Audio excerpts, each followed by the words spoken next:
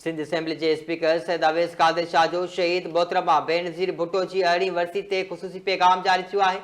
शहीद मोहतरमा बेनज़ीर भुट्टो न रुगो पाकिस्तान पर दुनिया के असीम अगवान हुई। सैयद अवैस कादिर शाह जो चवणो त शहीद मोहतरमा बेनज़ीर भुट्टो जमहूरियत लाइ पंहिंजी जान ताईं कुर्बान करे छॾी।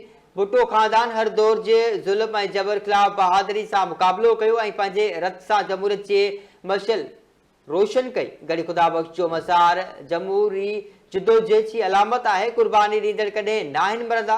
ज़ुल्म ऐं आमिरत खिलाफ़ कुर्बानी ॾींदड़ क़ौम जे दिलनि में हमेशा ज़िंदा रहंदा।